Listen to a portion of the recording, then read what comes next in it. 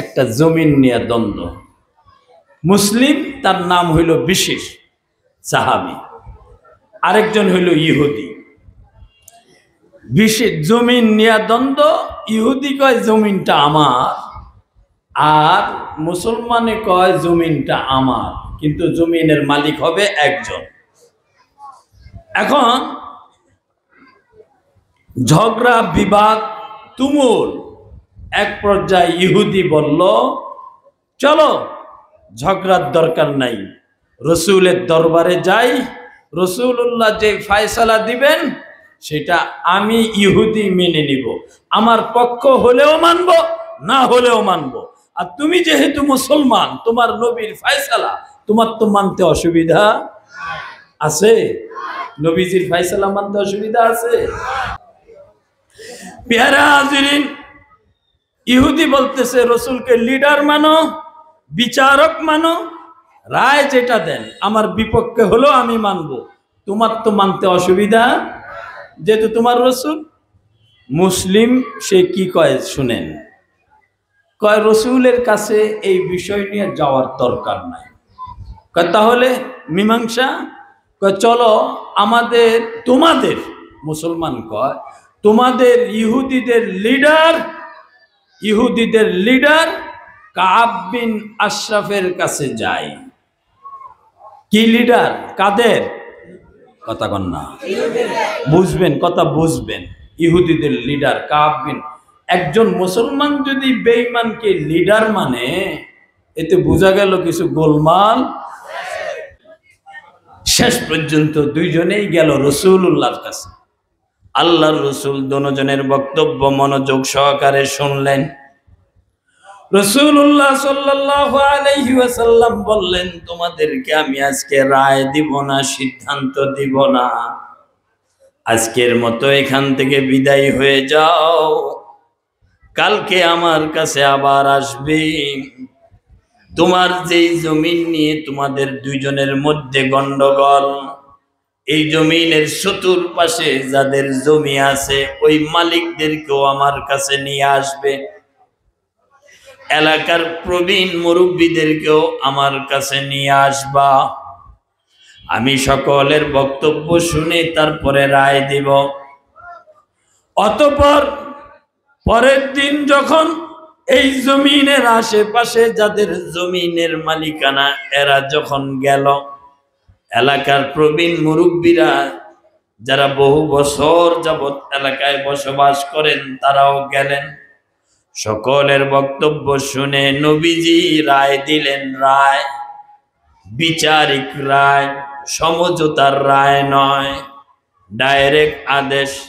মুসলমানকে ডাক দিয়া বললেন, ওরে মুসলিম সাহাবী আমার, বিশেষ শোনো, এই জমিন তোমার নয়, তুমি কোনদিন এই জমিনের মালিকানা দাবি করবা না। ইহুদিকে ডাক দিয়া বলে দিলেন, জমি তোমার, জমিনটার মালিক তুমি, যাও। সুবহানাল্লাহ। কি বুঝলেন? ইসলামের আদালতে অমুসলিমরা বিচার পায় কি পায় না? জোরে কন, পায়। বরঞ্চ গত 16 বছরে এই পেশি সরকারের নিয়োগ প্রাপ্ত বিচারকরা আদালতটাকে দলীয় বানিয়েছে, দলীয়করণ বানিয়ে আলেম ওলামাদেরকে জামিন দিত না।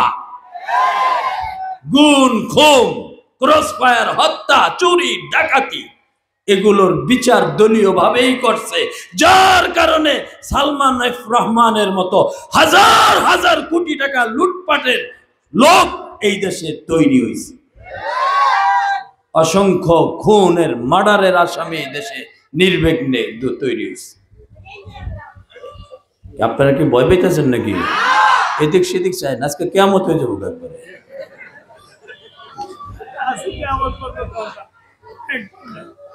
আজকে কিয়ামত হয়ে যাবো। আজকে বিপ্লব 5ই আগস্টে ছাত্ররা ঘটাইছে, ছাত্ররা কি করব না করব এটা তাগো বিষয়। আমরা আল্লাহ নবী লয়ে আছি, বাস আছি, আগেও ছিলাম, এখনো আছি। কি কথা ঠিক নেই? প্যারা হাজিরিন, বেঈমানরা বুঝায় ওলামায়ে কেরাম যদি ক্ষমতা পায় হিন্দুরা তোমরা বাঁচবা না, কথা বুঝছেন?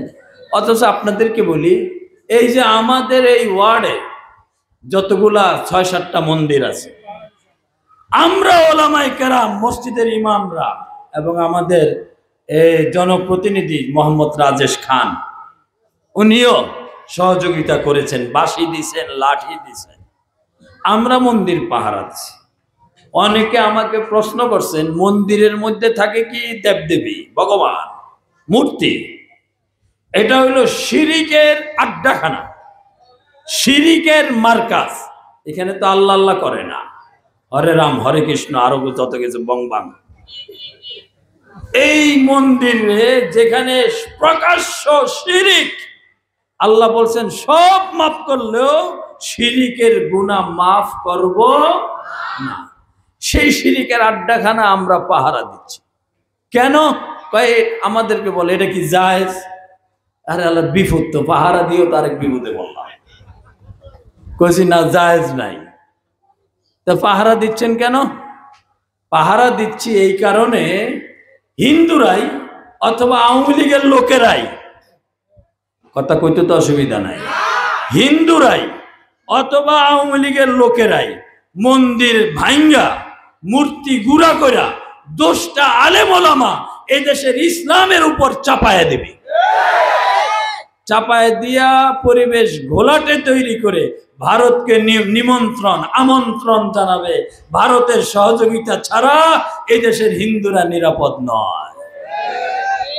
গভীর এক চক্রান্ত আর ষড়যন্ত্র থেকে দেশ ও জাতিকে রক্ষার জন্য, দেবদেবীকে রক্ষার জন্য নয়, দেশ ও জাতিকে রক্ষার জন্য আমরাই মন্দির পাহারা দিছি। এটা আমাদের উদারতা। প্রশাসন তো তখন ছিল না, কথা বুঝতেছেন আপনারা?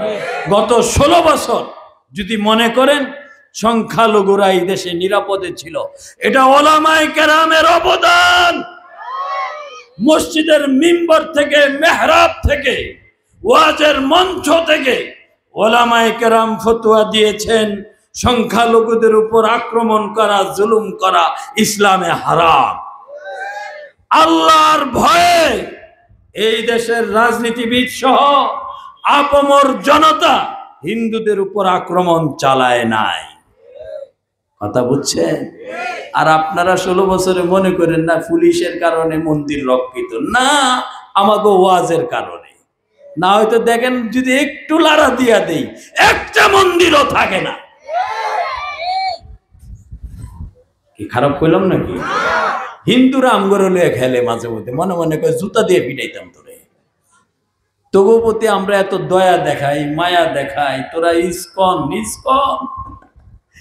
এই স্বপ্ন বাংলাদেশে দেখো না, শাহজালাল আসছে, গৌর গোবিন্দ ভাগছে।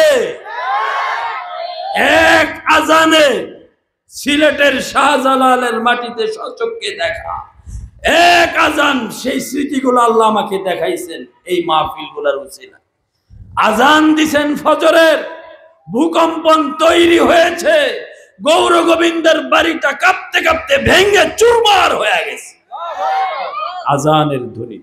সুরমা নদী পার হয়েছেন 360 আউলিয়া নিয়া। তাহাজ্জুদের ওয়াক্ত নামাজ আদায় কইরা বললেন জায়নামাজ বিছাও, বিসমিল্লাহ বলে কদম বাড়াও। জায়নামাজ বিছাইলেন, বিসমিল্লাহ বলে কদম রাখলেন, এক জায়নামাজ দিয়া 360 জন নদী পার, সুরমা নদী। আজান দিছেন গৌর গোবিন্দ, তখন বুঝছেন না আর কাম হইতো না, ভাইয়া ফালাইছে। এটা তো সেই বাংলাদেশ, এটা গৌর গোবিন্দের বাংলা নয়। আওয়ামী লীগের একটা দোষ, এরা ভারত প্রীতি আর হিন্দু প্রীতি দেখাইতে গিয়া এই দেশের ওলামায়ে কেরামের গলায় খালি ছুরি চালাইছে, ছুরি চালাইছে, ইসলামের উপর ছুরি চালাইছে। প্রত্যেকটা সেক্টরকে, সরকারি প্রত্যেকটা সেক্টরকে, বিভাগকে এমন ভাবে দলীয়করণ বানাইছে, লজ্জা বলতে লজ্জা হয়। দেখলাম 5ই আগস্টের পরে বাইতুল মুকাররম জাতীয় মসজিদ সরকারি প্রতিষ্ঠান, খতিবও ফালায় গেছে। ওলামা লীগ, আপনারা আমার কথা বুঝেন? মানে প্রত্যেকটা সেক্টরকে, এটা মুসলমান কিনা এটা দেখার বিষয় না, এটা আওয়ামী লীগ কিনা আগে যাচাই কর। পেয়ারা হাজরিন, গেল রসুলের কাছে, রসুল বললেন জমিনের মালিককে? ইহুদি, ইহুদির মালিক বানায় দিছে। মুসলমানরা কইছে এটা তুমি দাবি করবা না। আয়সা বলছে, ইহুদি তো খুশি, মুসলমান এখন সে আয়সা মনটা খারাপ, মামলায় হাইরা গেছে, ওমরের বাড়িতে গেছে। ওমর, আমাদের রসুল তো এখন চিফ জাস্টিস, প্রধান বিচারপতি, রায় তো দিছে। আমাদের রসুল তো এখন রাষ্ট্রপ্রধান, আমাদের রসুল তো এখন সেনা প্রধান। এতগুলি ক্ষমতা একজনের কাছে। আর আমাকে দেশের অবস্থা দেখেন, একজন সেনা প্রধান, একজন রাষ্ট্রপ্রধান, সুপুমিয়া। কোন সময় যে কোন দিকে তাল মোড় দেয় আল্লাহই ভালো জানে। এক পদের এই অবস্থা। আল্লাহর খৌফ আর ভয় না থাকলে যা হওয়া তাই হয়। ওমর, আমার একটু ফয়সালা করে দেন, আমার জমিনটা ইহুদির দখলে। সে জোর করে আমার জমি দখলে নিয়া, আমরা কি মারামারি করার মানুষ? ওমর কয় ইহুদিরা ডাকাইতেছে, এখনই ফয়সালা করে দিতেছে। ইহুদি আসছে, ওমর বলল জমিনটা কখন বুঝাইয়া দিবা বলো। আর কোনো কথা শুনতে চাই না। ওমর মনে করছে টুপিওয়ালা তো মিছা কথা কয় না। কথা বুঝতে পারছেন? কখন বুঝাইয়া দিবা? ইহুদি বলতেছে, ওমর আপনি যদি চান রসুলুল্লাহর মালিকানা, রসুলের দেওয়া মালিকানা ক্যান্সেল করে আপনি তাকে মালিকানা দান করবেন, আমি আপনার সালিশ মাইনা নিব, আমার কোনো আপত্তি নাই। আল্লাহর রসুলের নাম যখন ওমরের কানে ঢুকলো, ওমর বলল রসুলের দেওয়া মালিকানা ক্যান্সেল মানি। আল্লাহর রসুল এই জমিনের মালিকানা আমাকে দান করেছেন। মুসলমান সাহাবীকে ওমর জিজ্ঞাসা করে, ঘটনা কি সত্য? কয় হ। তাইলে আবার আমার কাছে আইসোস কে? ওমর কয় আমার কাছে আইসো কা? রসুল যদি ফয়সালা দিয়া থাকে। আল্লাহর রসুল কি জায়গা জমিন এতটা বুঝে না? ওমর কয় ও এই ব্যাপার, রসুল জায়গা জমিন বুঝে না। ওমর বলল বসো, আমি আসছি। ঘরের ভিতরে গিয়ে খাস তরবারিটা নিয়ে আসলেন, নিজের খাস তরবারি, মালিকানা। এক আঘাতে মুসলমান বিশির যার নাম, এক আঘাতে দেহ থেকে মাথাটা উপড়ে ফেলে দিলেন। মাথা আলাদা হয়ে গেল। আসমানের দিকে তরবারি উঠায়া বলে, আল্লাহ আমি ওমর মার্ডার করেছি, এই কথা মদিনার সব ঘরে ঘরে আলোচনা হবে। ও আল্লাহ, তুমি তো আলিমুম বিজাতিস সুদূর, অন্তর্যামী, তুমি তো অন্তরের খবর জানো। আমি ওমর নিজের জিদ মিটাইবার জন্য মার্ডার করি নাই। আল্লাহ, আমি মার্ডার করেছি শুধুমাত্র তোমার রসুলের ইজ্জত আর সম্মান রক্ষার জন্য। তোমার রসুলের রায়কে উপেক্ষা করে এই ব্যক্তি ওমরের রায় নিয়ে জমিন দখল করতে চাইছে। কথা বুঝছে? যেই বোনদের হক বাইরা নষ্ট করছে, আল্লাহর দেওয়া রায়কে উপেক্ষা করে বোনের হক দেয় না, ভাইয়ের হক দেয় না, পরের জমি দখল করে এইভাবে আত্মসাৎ করে খাও। রসুলের ফরজ বিধিবিধান, রসুলের সিদ্ধান্ত মানতে চাও না। বিচার যদি থাকতো একদম খাল্লি বাল্লি খরচ করে দিত। আল্লাহ তোমার রসুল রায় দিয়েছেন, এই রায়কে উপেক্ষা করে দুনিয়ার কোন ব্যক্তির রায়কে যদি কেউ প্রাধান্য দিতে চায়, তাহলে তার ফায়সালা যেন তরবারি দ্বারা হয়। কথা বুঝছেন?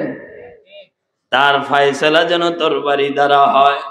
ওমর এখনো চুপ নয়, আরো বলতেছেন, আল্লাহ তোমার রসুলের দরবারে আমি ওমরের নামে বিচার যাবে, আমি মার্ডার কেসের আসামি, হত্যাকারী। ও আল্লাহ, তোমার রসুল তো ইনসাফের প্রতীক, জালেম নন, জুলুম করবেন না, করেন নাই। আমি ওমরের ব্যাপারে কিসাসের ফয়সালা দিয়ে দিবেন। আল্লাহ, আমার যদি কিসাসের মাধ্যমে মওত হয়ে যায়, তবে মনের তামান্না তোমার রসুলের রায় যেন মুসলিমদের জন্য চূড়ান্ত রায় থাকে। এই রায়কে যারা উপেক্ষা করতে চাবে তাদের ফয়সালা যেন তরবারি দ্বারা হয়। এইটা যদি হয় তাহলে আমি সার্থক। ওমর মাইরা দিছে তরবারি, গেছে রসুলের দরবারে বিচার। ওমর আসামির কাঠগড়ায়। রসুল বললেন, ওমর এই হত্যাকাণ্ড তোমার হাতে? ইয়া রাসূলুল্লাহ, নাম জি। কেন? বললেন তার বক্তব্য। রসুল রায় দিবেন কিসাসের, এমনটাই মনোভাব। জিবরিল আলাইহিস সালাতু ওয়াস সালাম আয়াত নিয়ে হাজির। ويقولون آمنا بالله وبالرسول وأطعنا ثم يتولى فريق منهم من بعد ذلك وما أولئك بالمؤمنين। একদল লোক যারা বলে আল্লাহর উপর, নবীর উপর ঈমান এনেছি, আল্লাহকেও মানি, নবীকেও মানি, এরপরে ঘুইরা যায়, আল্লাহকেও মানে না, নবীকেও মানে না। যেমন জমিনের ফয়সালা মানে না। আমাদের এলাকার মদখোরেরা কোরআন হাদিসের মদের ফয়সালা মানে না। কথা ঠিক নেই?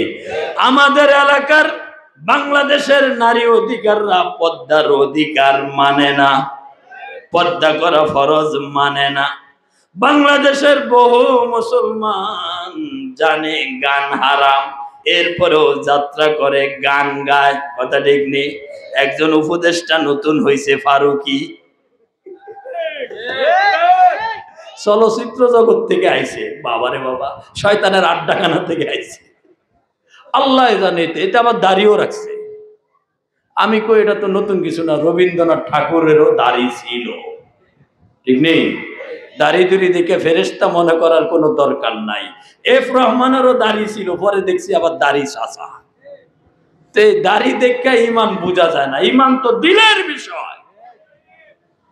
প্যারা হাজিরিন যেমন মানে না, গায়করা মানে না। নারী নেত্রী পর্দা করলে প্রধানমন্ত্রিত্ব থাকে না, চেয়ারম্যানগিরি থাকে না, মেম্বারগিরি থাকে না। আসেনি নাই? গ্রামে নারী চেয়ারম্যান আছে, নারী মেম্বার আছে, আছে কি নাই? একটাও পর্দা করে না, একটাও পর্দা করে না।